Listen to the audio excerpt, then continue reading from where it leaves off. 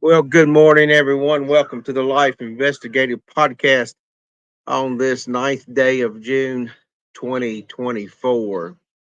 I'm hoping you'll be able to hear me over top of the mama birds out here singing this morning and a bit of the wind blowing here on the mountain. But it's much more refreshing to be outside anytime that you can. I take advantage of it, and hopefully the audio quality will not be that bad. So the message this morning, or the talk this morning, is catastrophe, one that's coming, and the response by the baby boomer and Gen X generations. So, what is a catastrophe? According to the dictionary, it is a momentous tragic event ranging from extreme misfortune to utter overthrow or ruin. So, this morning in the early hours, this Sunday morning, awoke to one of those kind of you're kind of asleep and not really asleep dreams, if you will, or visions or whatever you want to call them. It depends on your religious camp on what you're going to call it, quite frankly, or whether you have any theological background or spiritual background, or what you may want to call it. It's really irrelevant. And what I say could be 100% correct and it could be 100% wrong. If we treat anything that I would say here this morning as a prophecy, then we say we try all prophecy because that's what the Bible would tell you to do. If you're not a religious person, but you think there are things in life that we just know or we have a premonition about, then you can take that into account also. But understand, there's a great opportunity for a miscalculation or a mishearing of something that you're perceiving in your spirit man. And regardless of your religious background or not, you're made up of a spirit. You have a spirit, soul, and body, and we all are made the same. So we all have that spiritual part of us. So I just kind of want to qualify that to any audience that may be out there listening. I do not proclaim myself to be anything other than just I know that at times in my life, God speaks to me about specific things. Sometimes I have misinterpreted some of those things to a point, and sometimes the interpretation that I've given has been 100%. But nevertheless, you just take it for whatever you want to take it and go from there with it. But as I was in this dream or whatever this morning, just waking up early, about I've gotten to the point about 5:30 in the morning is my time that I start to wake up, and that's about the time that it was. So uh, I started seeing visions of the Twin Towers on the day of 9/11, and seeing the catastrophe. And I mean, I actually was recounting in my mind or in this dream. I could, the people jumping out of the windows and the catastrophic events that were happening, and all the death and destruction and chaos that was going on, and all the upheavalness of society on that day and for many days to come yet. And and I felt in my spirit that what God was trying to tell me is there's going to be another one. Not necessarily another attack on buildings like that attack was, but that there is a catastrophic event that's coming. So number one, why would I even put this out for anyone that might listen? We can be forewarned, and when we're forewarned about something, we can do our best to be prepared for events that follow it, or even be prepared to be led by our spirit or our intuition or that gut instinct, ever how you describe it, that might keep us out of particular situations. So, as a Christian, I believe that the Holy Spirit speaks and leads and guides us, those that are seeking to hear His voice. But I believe the Spirit talks to every man. I believe, since the Holy Spirit is described in the Bible as being everywhere all the time, going to and fro as the wind blows, I believe the Holy Spirit speaks to every man, woman, and child. It's just whether we are in position to actually hear, or whether we are informed enough to listen to the voice of the Spirit. And He can speak to us in ways in our heart. That's the innermost part, our spirit. When I'm saying our heart, and He can give you these. We call it in law enforcement. We say that gut instinct. My gut instinct told me that this was about to happen, or that had just happened, and that's why I took, as a law enforcement officer, the actions that I did. So I said that long before I ever knew anything about God, because I was not raised as a Christian or raised in church.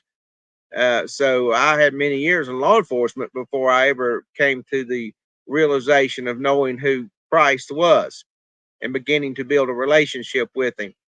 So as I journeyed out, and I began to experience more things in the spirit realm, and I began to know that some of these things that I was seeing in dreams and visions, and just inclinations that I was having about particular situations, was just more than a simple gut instinct. You take it however it is. But if we follow the lead of that instinct that we have for survival, that instinct alone could keep us out of detriment. Okay. If it happens to be whatever this catastrophe is that's coming, we might listen to our instinct and say, well, let's just say it was going to be in San Francisco or Nashville or St. Louis or Chicago or New York or LA or anywhere. And we might have a business trip. We might just say, nah, I don't think I want to take that trip, or I don't think I want to go on vacation there right now for whatever reason. You should always follow your instincts, folks, no matter what your standing is in religion, or your standing in life, or your social economic standing. Don't let any of that. Follow your instinct. So God forewarns us so we can prepare and so we can listen to Him. But God also forewarns us on things so that we can know how to be reactionary when something does happen, and how to be prepared for the aftermath of such things. Now, there's no way to describe the grief of people that are caught up in a catastrophe. I mean, think about back in October, when Israel was invaded the way they were, and the terrorists come in and just created unmentionable, inhumane acts against another human being, and the suffering that has come around. I mean, okay, on both sides. I mean, there are innocent citizens that are being affected by Israel's war. We can't deny that. We can't deny Israel its right to protect its citizens from such a terrorist act ever happening again. That would be like somebody telling us, when we have this catastrophe that happens again, which I believe will be terrorist related. I believe we're going to have catastrophes weather-wise. I'd already spoke of that months ago, which has already come to pass. But uh, I believe this next mass situation will be terrorist activity. Now,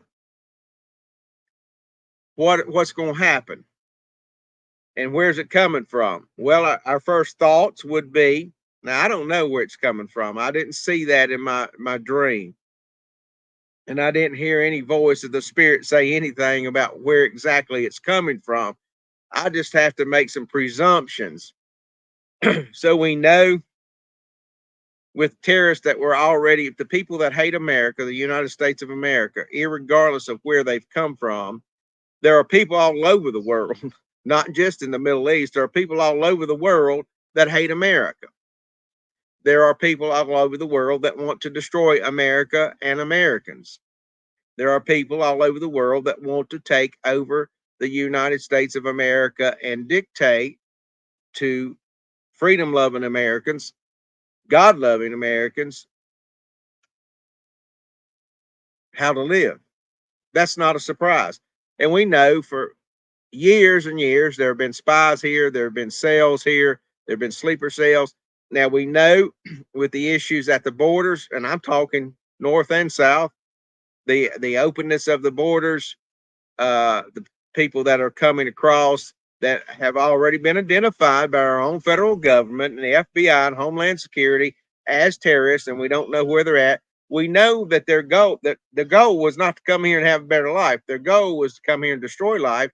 So we know they're operating. So we know that's a prevalent threat, especially under a liberal government that is seated now.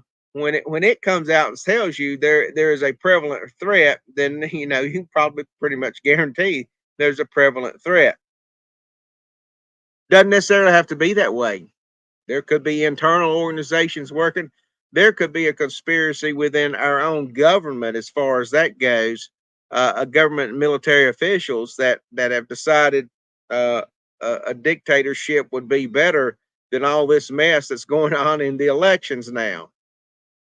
There's probably some high-ranking officials right now saying we may have to step in and we may have to create an event that will get people's attention. But nevertheless, forget all those theories. Nevertheless, whatever's getting ready to happen, this is the one thing that's unique about this particular dream that I have comparing to past ones. I'm not one of those that ascribe to this great end time Christian revival like a lot of your pastors and or evangelists want to tell you that there is. I just don't really see it that the way they describe it. I don't really see it in the Bible, and I don't really perceive it in my spirit either.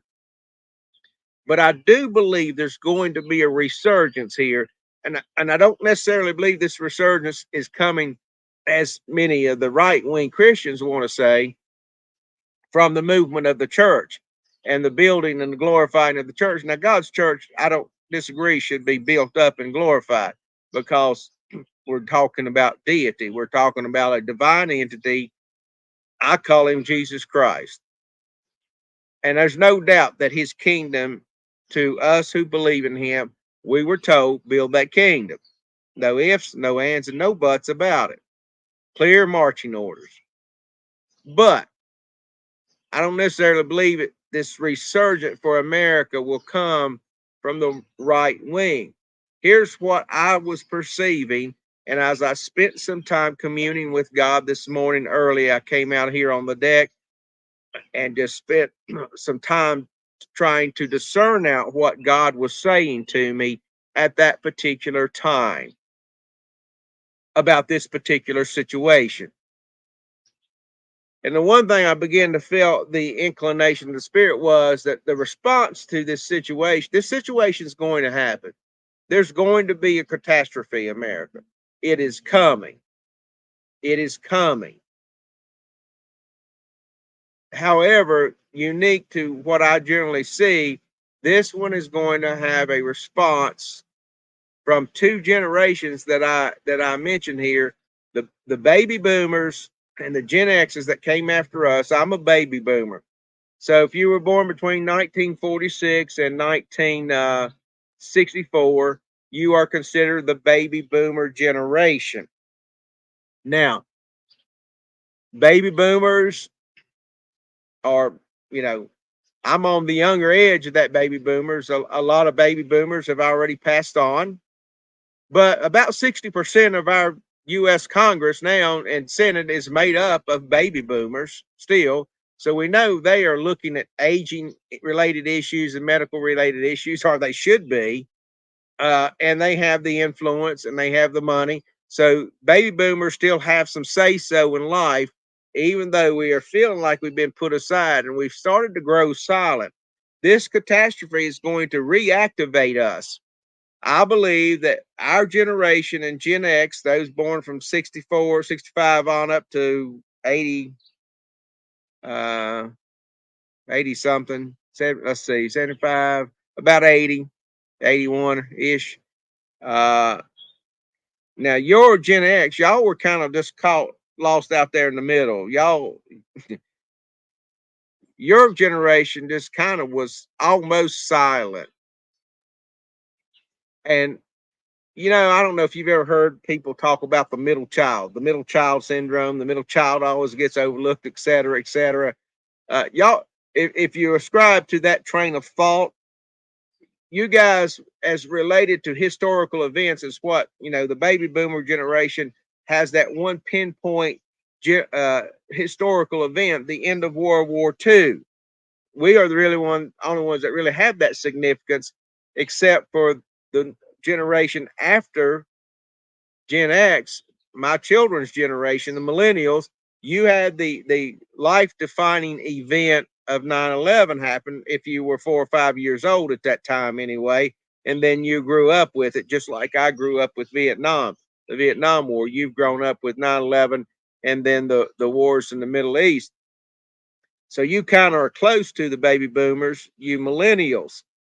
And I believe you millennials, some of you are going to change your thought process after this catastrophic event happens. And you're not going to be quite as passive and as liberal as you have been this up to this point in your life. You've been somewhat concerned, but not overly concerned. And I believe this event's going to change your generation also.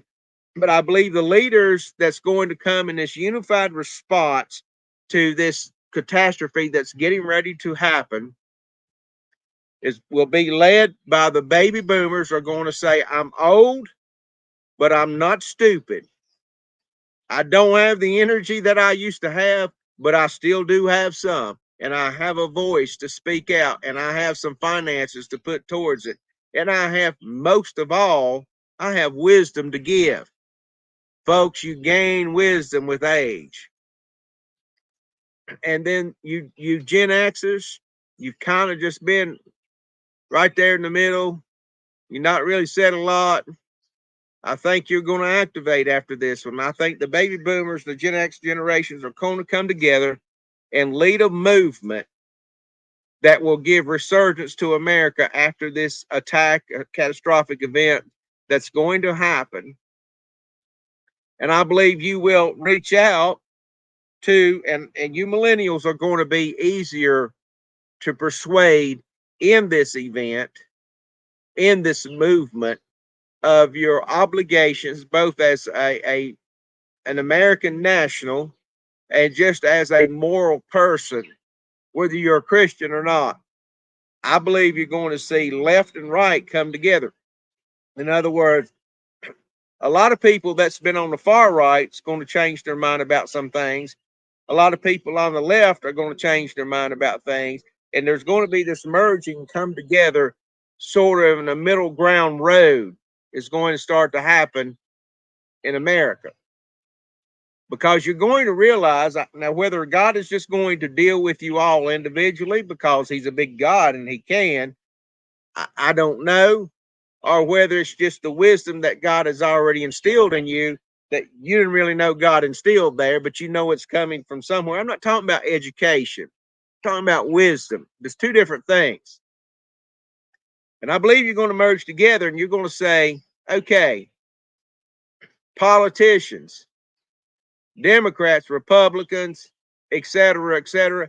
I believe you're going to say, this is enough. This is the last time this needs to happen. And certainly, this is the last time this needs to happen during my generation. And I think when these generational wisdoms come together, these generational resources come together, these generational hearts come together, I believe you're going to see a response in America that we have not seen since the Revolutionary War.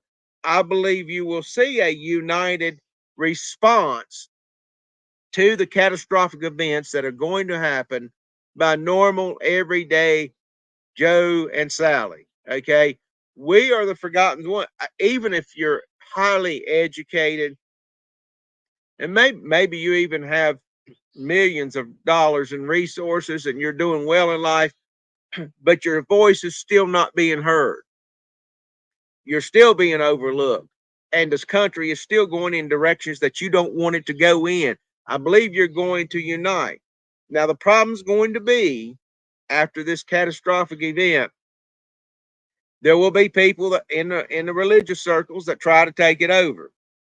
There will be people in the philosophical circles try to take it over.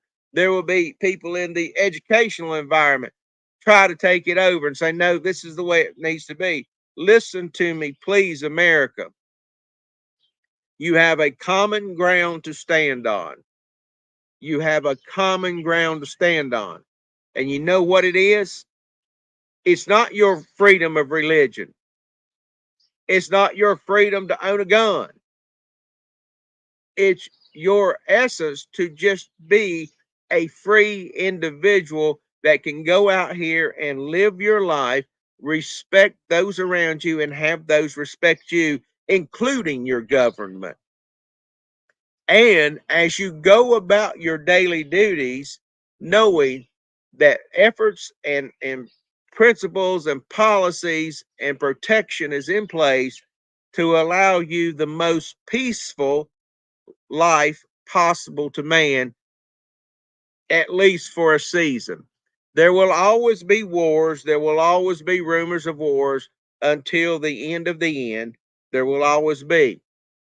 When the end of the end will be, I'm trying not to get too theological this morning, but until the end of the end comes and or the end of our life comes, many of us that are older, we know we don't have many years left on this earth in this particular life. Some of us are looking forward to an afterlife. Some of you are not. That seems to be a terrible place to be, not looking forward to anything after this. Because, quite frankly, this life just hadn't been all that peachy keen, at least not for me. And, you know, in my professions, in the 26 years I spent as a pastor, and as the 44 years I've spent total in a bubble of criminal justice, both in law enforcement and private practice, private investigations. You take the counsel and the ministry, the counsel and investigations, and the counsel that I've given, and the issues that I've seen in law enforcement. I just got to tell you, there's not too many people have a tiptoe through the tulips life. And most of the ones I've found out that try to indicate that they do to the, especially to the public, their lives are screwed up more than anybody else's. And we have this issue as life. We can go on the theological side and says it's because of sin. Or we can just simply go on the side, the rest of you can go on the side, well, I just did a stupid thing. I made a stupid decision, or I didn't think this decision out, and it's caused me all this havoc in my life. You can look at it any way you want to look at it. It doesn't matter how you look at it why you are where you are. Truthfully, it really doesn't matter. But this is coming. This event's coming. So what do? Number one, you follow your leading. You follow your spirit or you follow your gut, and you stay out of things that you think might be that.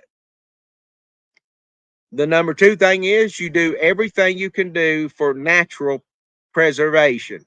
Disruption of electricity, disruption of food service, disruption of communication service, etc. Disruption of your jobs, just like in the catastrophic lie of COVID.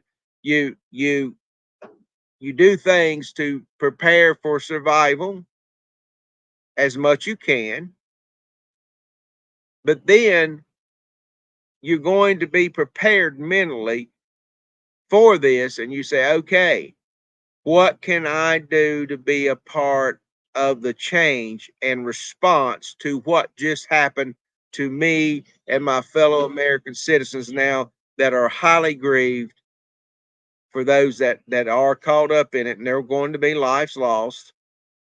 There's going to be wealth lost. That's going to be hard for this nation to recover from, and individuals especially. But we can, and we will, because I believe that is still what our destiny is for at least one more season of time. How long it'll last, I don't know, And and I don't know whether people will respond, whether John Q. Citizen will respond appropriately or not to see the results, but I believe it will, and I believe it can happen. So be prepared, America. Be prepared, America. If you are a God loving person that believes and trusts in God, then get out of your religion. Don't worry about what your denomination says. Just get close to God as you can humanly possibly get. You're going to need that relationship because you're going to need that solace that one can only find when they have a relationship with an almighty God. Number two, the natural things you can do. Number three, be prepared and plan your unified response with your fellow American citizens. That's where you need to be based on what I've seen and what I've heard. Again, if I'm wrong, I'm wrong. But if I'm right, you're prepared. This is the Patriot Trainer. I will see you again.